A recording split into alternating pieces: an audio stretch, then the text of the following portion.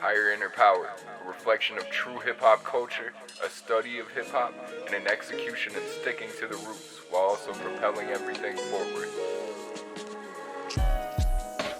Welcome back to another episode of Higher Inner Power. I'm your host, Frazier, aka Supernova, reporting live from Denver, Colorado. Hopefully you had a good holiday if you celebrate, and you were able to spend some time with your loved ones, your friends, your family, and those you care about. I appreciate y'all tuning in. I know it's been a minute since my last episode. I was really busy trying to get out to LA so I could record some music and connect with some of my close friends and associates. One of those people who I actually have on the podcast today, his name is Python P. He's a super producer from LA. He's one of Absol's closest producers and friends, so I'm really grateful to have him on the show. Me and him have a lot of music in the works. I just released a song with him called Be About It. Shot the video out in LA, courtesy of Alexandra Earth, so shout out to her, and Drug the House. I appreciate y'all tuning in, man. That was definitely a life-changing trip for me, and just to see and feel the vibrations of California, and to see where so many of my favorite artists have come from and recorded their music, to seeing the stars, and to seeing Tupac's star, that was really meaningful. And it really resonated with me. So, Tupac is one of my greatest influences, so rest in peace to him, and if you can't get out to California, you know what I mean, definitely feel the vibrations, see it in person, talk to the people, support the local businesses. Shout out to LA, I'm definitely coming back to work on some more music and to just connect with more legendary people, man. I appreciate y'all being real with me, and I appreciate y'all just showing love when I was in your city, so shout out to LA to Denver. Shout out to Sounds by EYE, that's the homie. Shout out to Jasper the Scary Ghost, that's the homie. Shout out to P-Charm, a lot of people I still needed to connect with, didn't have too much time, but I'm grateful I was able to see so much and just create some beautiful memories. This should be a really special interview. Python P, super producer. Definitely, you will hear his name. So yeah, here you go. Hope you enjoy. Today I got a very special guest. Just introduce yourself one time. Oh man, it's the biggest bucko, man. Python P, man, the super producer. Yeah, you already know, man. I appreciate you taking the time out your day to chop it up with me. I appreciate you having me, man. Just tell the people a little bit about your backstory and how you got into hip-hop. I got in hip-hop, man. I credit my father and my brother for that, man. Just riding around with them and them being like super hip-hop heads.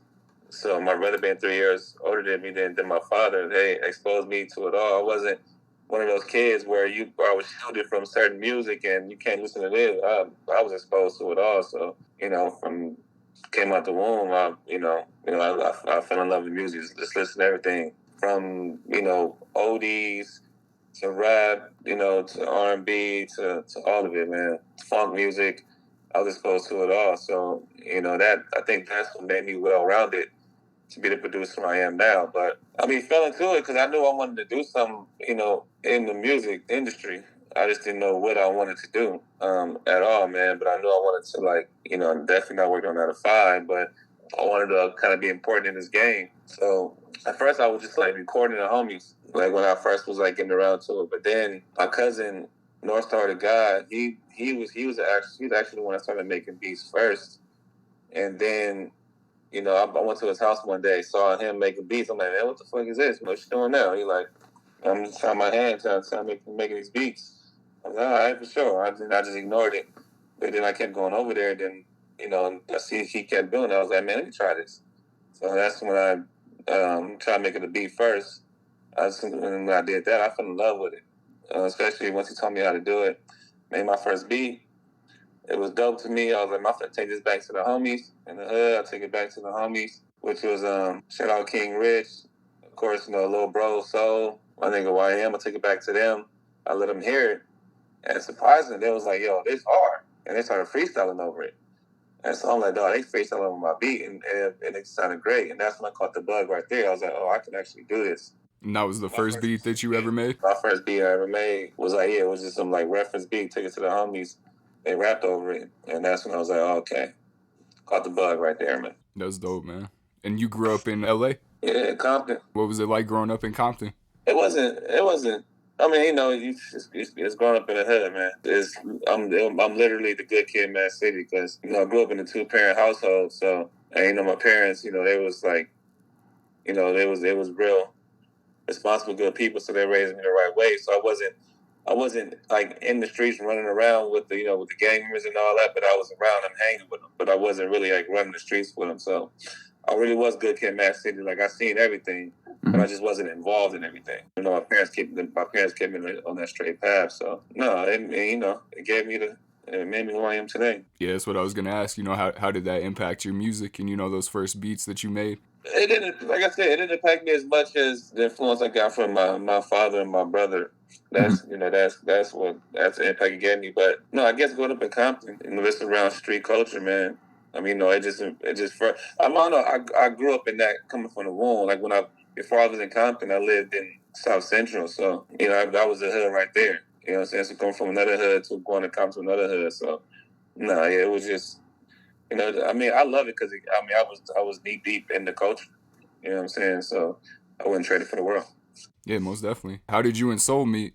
High school, man. When I got to Carson High at 10th grade, he was in the ninth and all that, man. And yeah, he was just some kid that was just always just hang on the wall.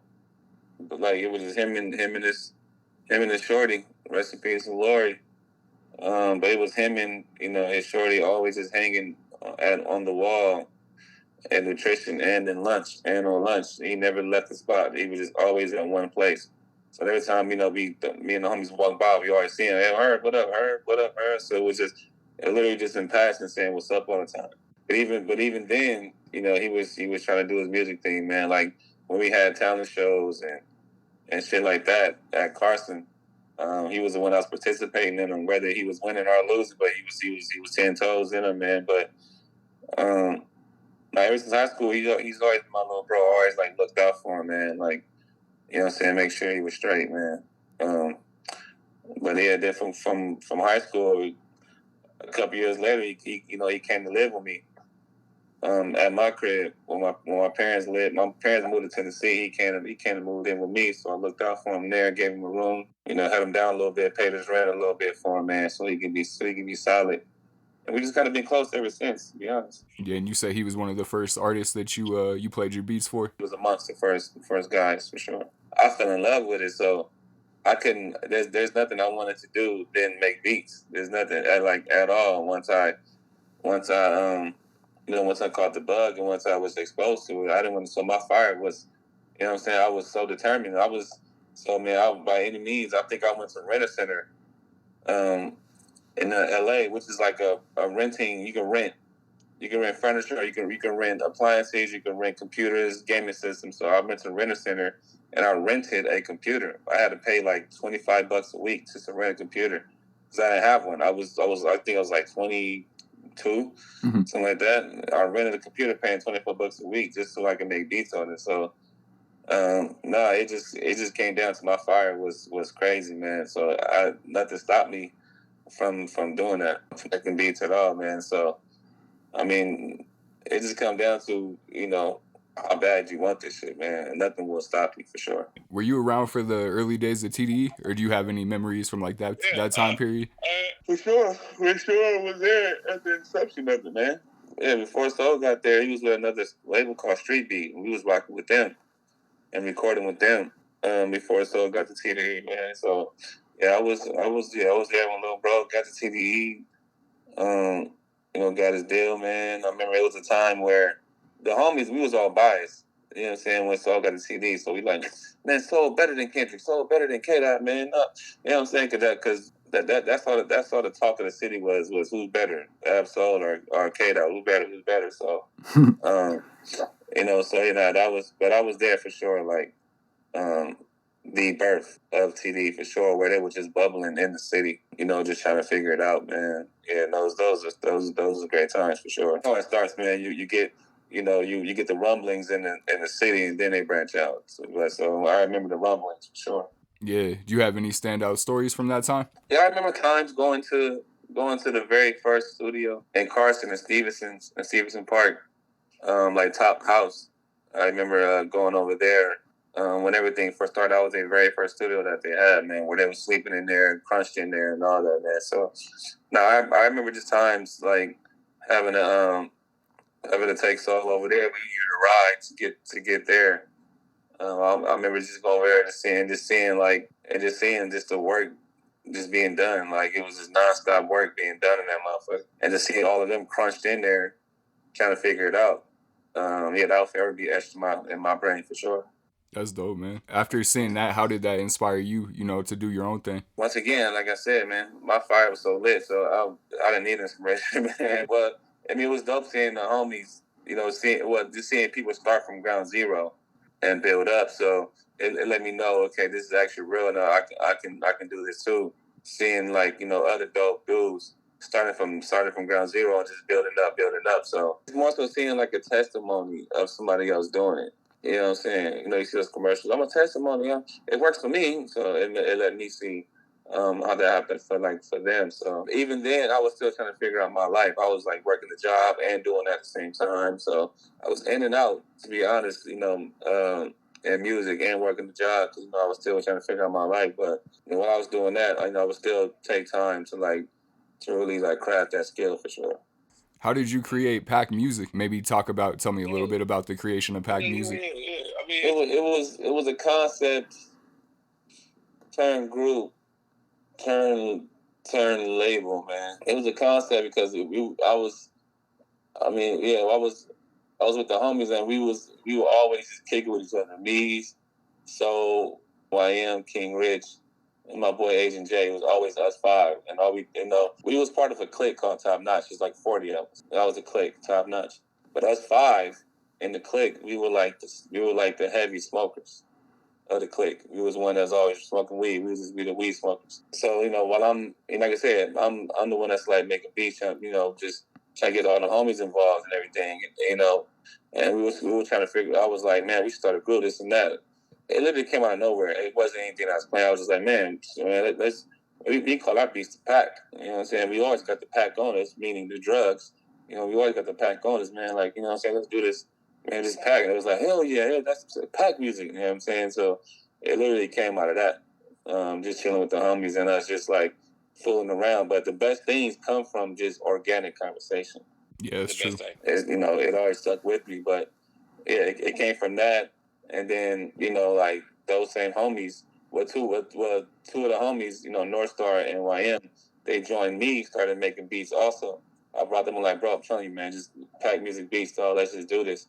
And they was with it, you know what I'm saying? They started making beats. North Star was on his shit too and all that, man. But, they wasn't as serious as I was. Like I was, I said, I had the brightest fire. So, I brought them along. But, eventually it was like, it's whatever to me. But I kept going, and to a point where I turned it into an actual company, got the LLC and everything like that, man. And I knew I had the vision of like, I want a company, I want an artist to build.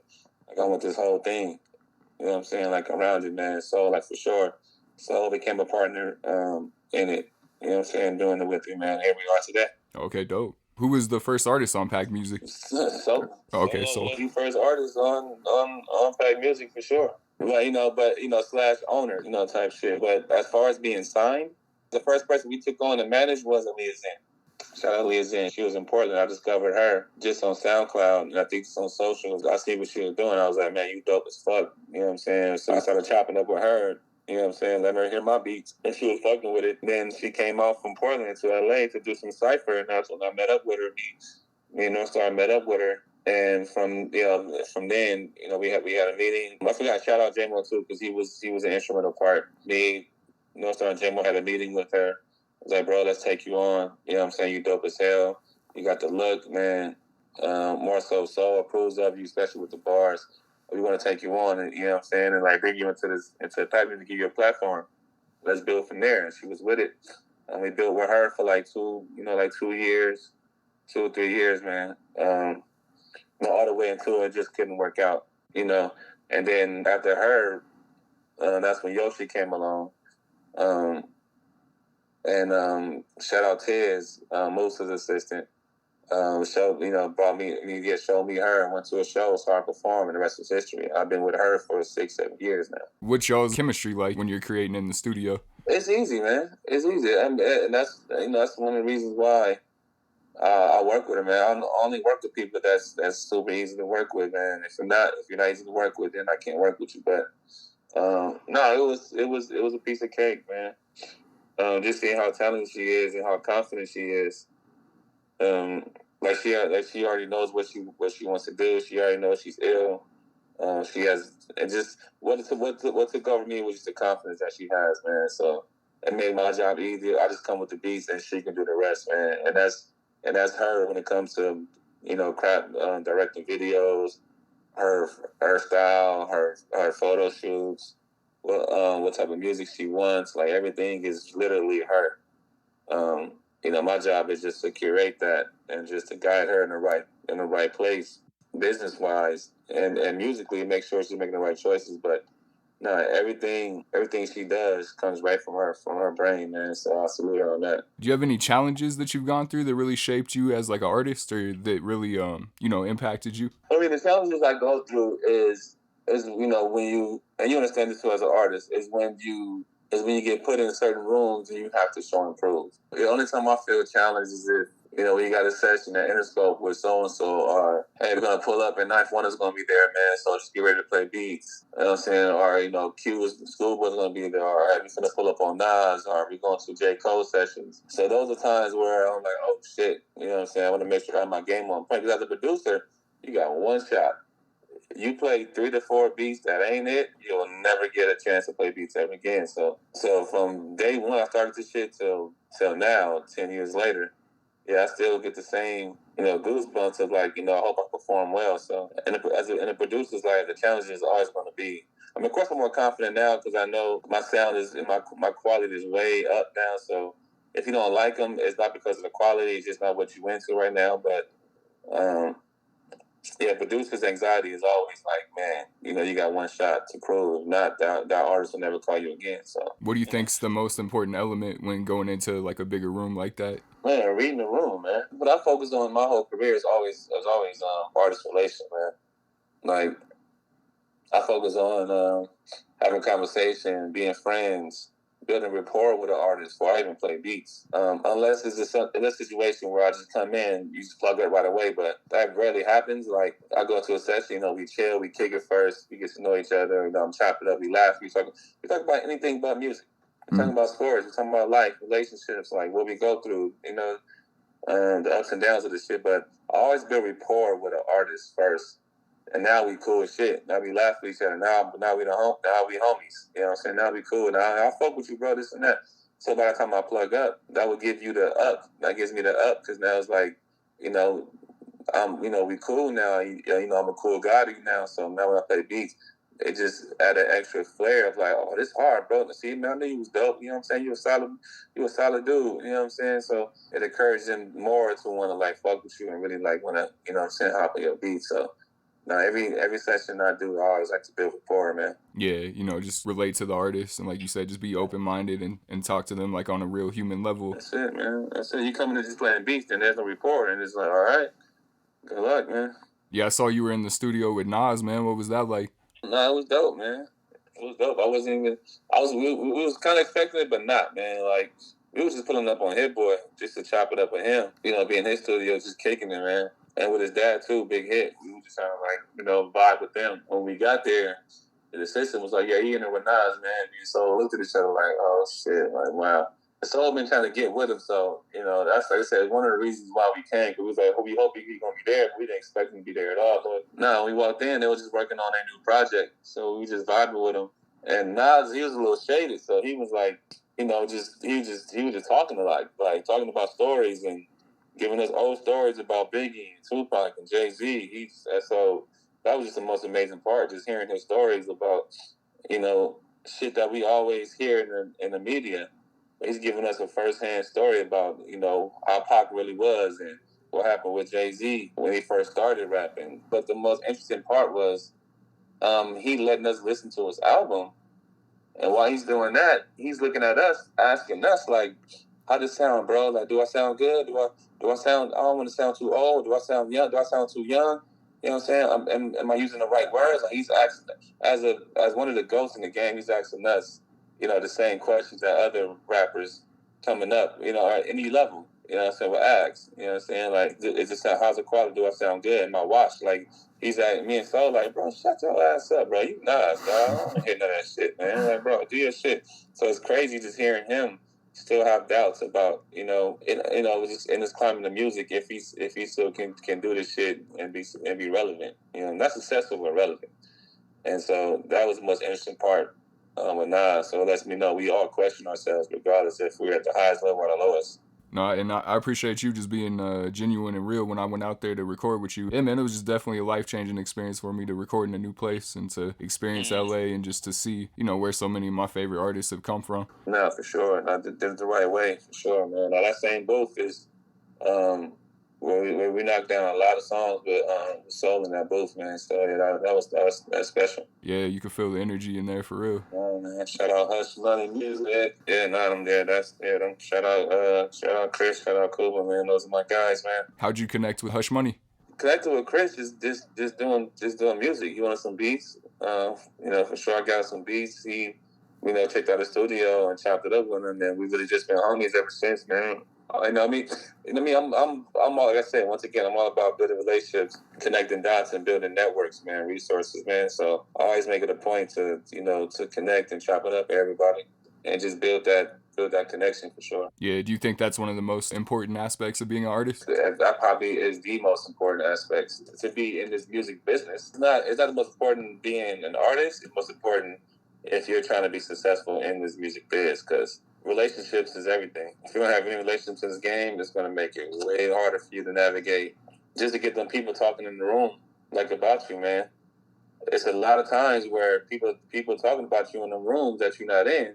But if you don't have any relationships or any friendships with those people, then they're either going to have nothing to say or just rumors to say about you. Well, I heard. I don't even know that person, but I heard it was this and that. And you got to just hope that they're talking good about you. But I built so many relationships out here. It's so many times I come across people. Yeah, I heard about you. About my homie so and so told me about you, man. Oh yeah, that's my guy. He told me good things. Like, you know what I'm saying? That's just off the relationships I build with people, man. So make sure I have a good credit out here. That's what it comes down to. What's your credit like? Come on, man. Relationships are everything in this biz. No cap. Do you have any tips as a producer for someone listening? No. Whatever you do, just make sure your quality is A1. That's what's going to separate you from a lot of producers. It's thousands and thousands, tens of thousands of producers out here who's trying to make it and get on. But, your quality is what's going to separate you from, other producers, man. You got high quality music. If it's Detroit type rap, if it's trap music, if it's boom bap or whatever, West Coast, sound, as long as that shit is high quality, then you're good to go, man. Well, whatever you're trying to master. Well, I'm all about quality. The same as an artist. What separates you is going to be your quality.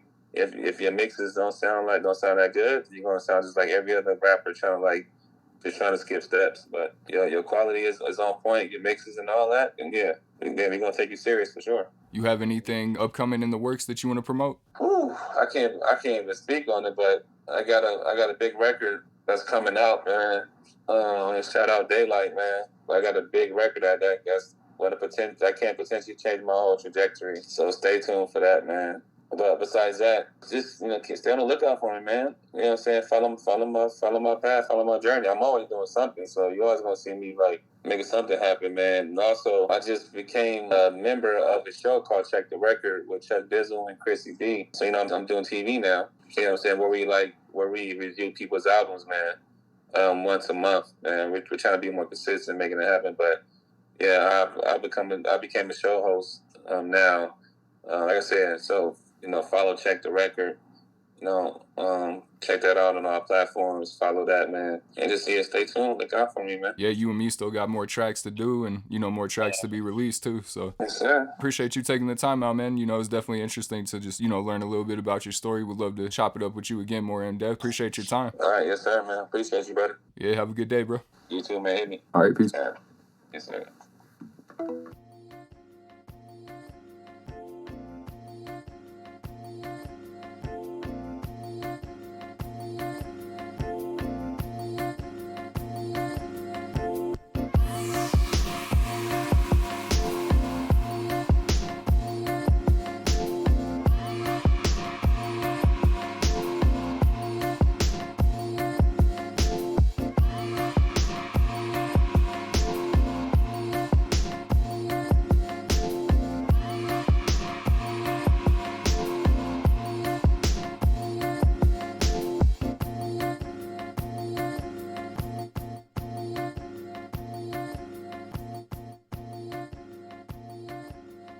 Welcome back to the podcast. This is Higher Inner Power. Appreciate y'all tuning in. That was my interview with Python P, one of my favorite producers. Me and him have a few tracks that we did, one that I went out to LA to record. I'm really excited to share that with the world. Shout out to him. I appreciate him joining me on the podcast and just sharing his knowledge and his history and just what he's been through. Next up, I have a new segment. It's news with my friend John Bennett.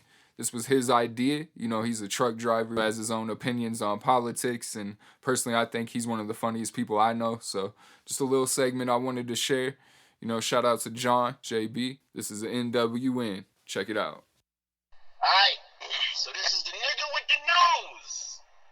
Fucking, apparently, two motherfuckers, one of them was a senator, the other one was a leader of the union, like the what you call it, the Teamsters Union or what the fuck ever, president of the Teamsters Union. Them motherfuckers almost got into a goddamn fight during the Senate hearing because one guy shoved another dude in the back with an elbow or some dumb shit like that. But these motherfuckers are elected representatives who decided, you know what? Let's get into a motherfucking fist fight. And dude was like, hey, why don't you stand your ass up in the middle of a hearing? Stand up. Let's go right now. And the other guy, instead of being like, you know what? I'm a grown man. This is an operation or a situation or a scenario in which we're supposed to show a certain amount of decorum and diplomacy. He was like, nah, nigga, let's roll.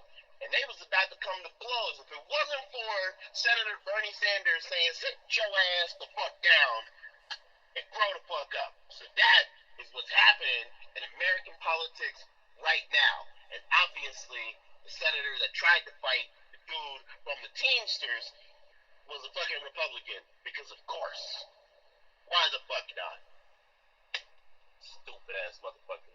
What do you think of this dumb shit? I don't know, man. It sounds like politics is just like gangbanging. Politics is like gangbanging, except none of the flashy cars and jewelry. It's like a motherfucker in a Toyota Corolla roll up on you and drain your whole bank account because of a legal process. Like, that shit is awful, man.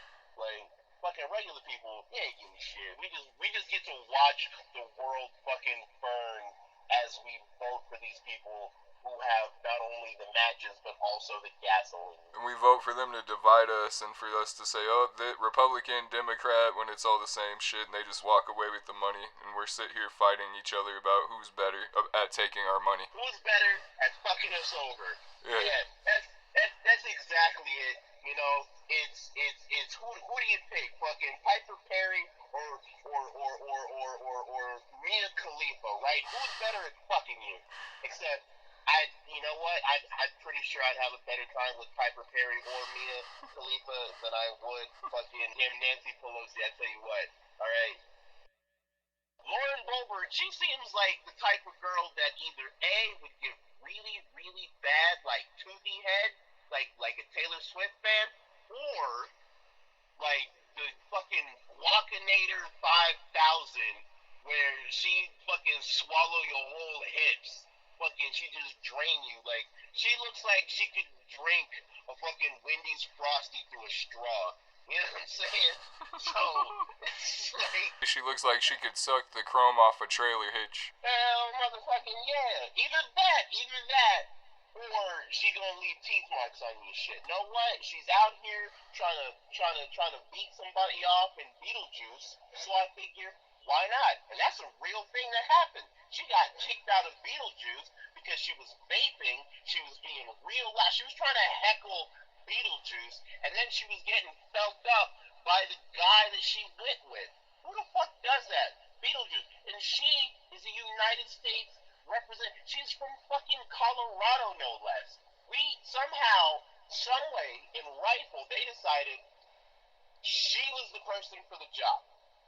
She was the right one. She's the one that you gotta hire. She's the one that you put your fucking trust in to get things done the right way. Fucking Lauren Boebert, everybody. And then Marjorie Taylor Greene looks like Hulk Hogan in a wig. That's not good. Not good. Alright? Marjorie Taylor Greene looks like her fucking twin brother is Dog the Bounty Hunter. You know what I'm saying? Marguerite Taylor Greene looks like she's about to roll up on you and arrest you for not paying traffic tickets. She looks like Macho Man Randy Savage without facial hair. She looks like fucking, she looks like she's about to, let me tell you something, brother. that's Marguerite Taylor Greene. But you know what though? If I had to pick, like, between who's gonna win in a fight between Marjorie Taylor Greene and Mitch McConnell, I'm going Marjorie all fucking day. Bitch looks like she could take a punch for sure. Fucking Mitch McConnell, he looks like the fucking Windows 95 loading screen. His brain looks like the Windows 95 loading screen. That's why it just stops in the middle of conversation. That nigga's brain is that AOL dial-up. Motherfucker, he's in the middle of conversation talking about, you got mail. That's what that motherfucker's brain is like.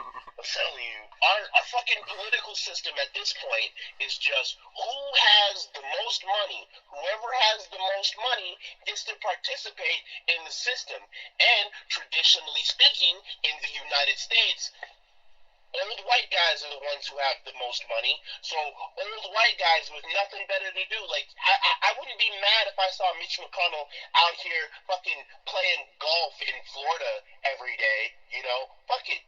You want to be an old guy playing golf? Be an old man playing golf. Don't be an old man running the fucking country. You out of touch, voted against fucking...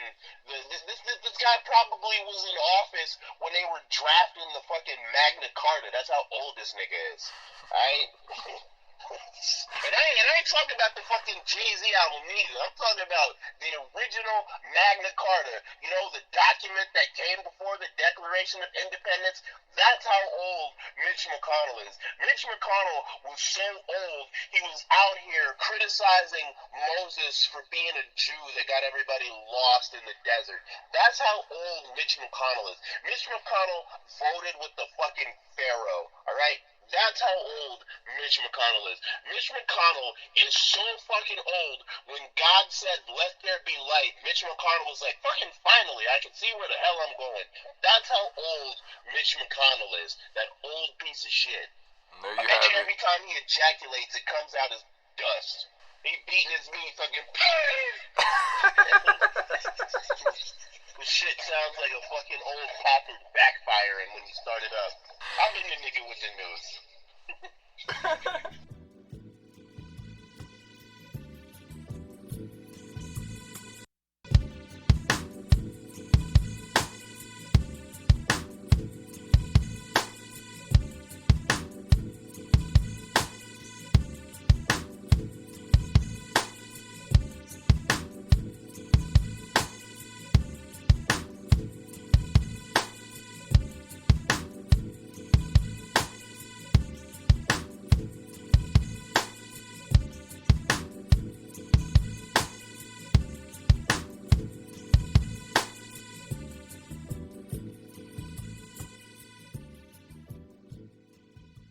Welcome back to the podcast. Today is November 28th, 2023. Each time I really like to share some hip-hop history with y'all and what happened on this day in hip-hop.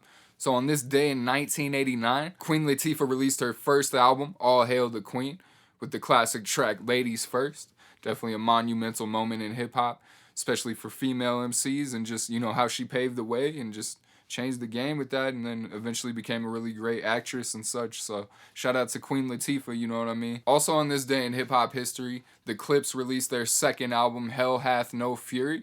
That was in 2006.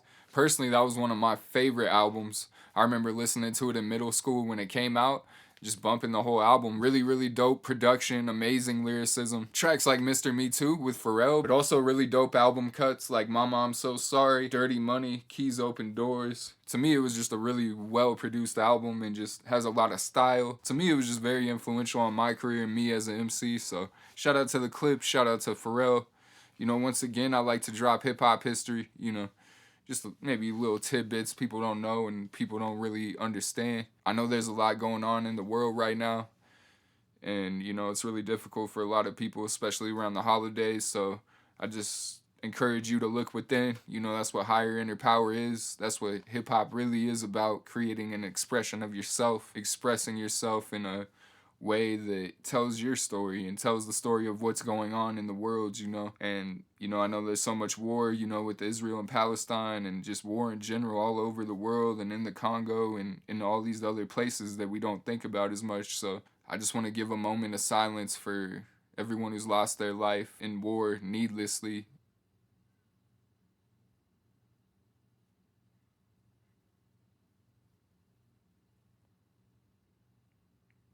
Thank you. I think war is terrible, and I think there's no point, and I think it is completely selfish and completely useless. The people at the top, they profit by funding both sides of a war. So war only benefits the rich, the ultra rich, the companies that make money off of selling weapons. I don't condone that at all, and I don't respect it. And I wish the world could be a brighter place. And the world would be a brighter place if those type of things were not happening. And if we were not killing each other due to our differences. No matter who you are, we're all human at the end of the day. And all we can do is be ourselves and try our best at everything we do. And try to find something we're passionate about and something that we love in this life. Something worth living for. Because none of us know how long we'll be here. So, you know, just try to find that and try to share that with the world and share that with those who you love. And maybe you can make the world a brighter place too. As cheesy as it is, you know, it's the truth. Thank y'all for tuning in. Once again, this is Ty Frazier with Higher Inner Power. Peace.